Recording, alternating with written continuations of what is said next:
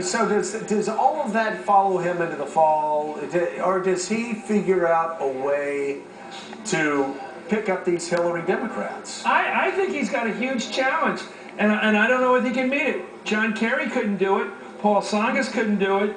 Al Gore couldn't do it. How does he do it? It's the connection with the regular person. How does he do it? Ronald Reagan probably didn't hang out with regular people for 40, 50 years once he got to Hollywood, but he knew how to connect with the regular person. Yeah. Nixon, in his own way, could connect with the resentments of the regular person. They did.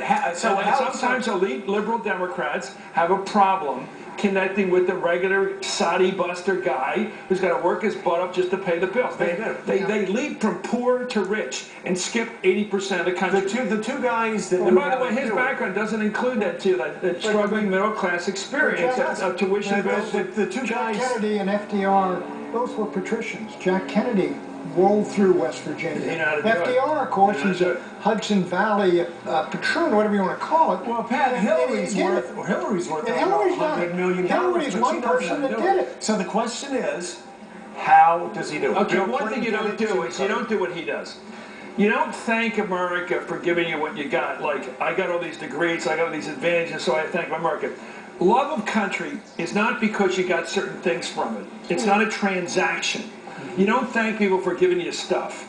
It's like loving your parents. You don't thank them for giving you a nice school and education. You thank them because they're your parents. They're your parents. You love your country. It's called patriotism. It's love of fatherland, of country. I will tell the story I told last night. When I was a Capitol Policeman, my first job on the Hill, it was a patronage job. I hung out with this guy from West Virginia, Leroy Taylor, a real country guy. He had been an MP. He was a double dipper. He's working as a Capitol cop. And he called me aside one time. We would sit around and smoke together, talk about everything together. He said, you know, Chris, because he figured I was a college kid. He's right. He said, Chris, you know why the little guy, he meant like himself, the little guy, the guy with not a lot going for him. You know why he loves his country? Because he's always got. That is so deep. When the guy's broke, and he's hanging around, he loses his wife, his family, everything's going wrong in his life. Everything, not his fault, some things are. And he got, so one thing when he gets up in the morning, he's got his country. All right, Chris. And that gut sense of Americanism is deeper than the values we share. It's deeper than democracy. It's deeper than opportunity or freedom. It gets down to your sense of connection. And I think it's a hard thing for someone like Barack Obama, as sophisticated as he is, to express that. It goes beyond ideology and philosophy and all that stuff. It's good.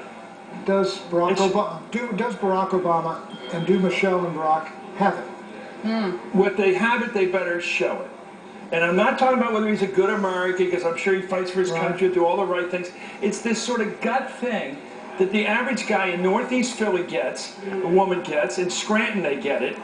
People that don't have anything, including beautiful families and Ivy League degrees, know what they got. They're Americans. Right. That's the thing that they value. That's why they don't like illegal immigration. That's like they don't like a lot of stuff that goes on in this country. They don't like corrupt politicians. They feel like they've been betrayed by their own system. It's what gets you your votes. It's the angry at the system that screws them. It's the rot at the top that drives them crazy. You either got this or you don't. Well, you know, it's interesting you say that. It's interesting you say that because Hillary showed a lot of that gut Saudi buster thing when she went through Pennsylvania. I will tell that regular person. What is a defining moment for me at the conventions, and I know this sounds so trite, and people will probably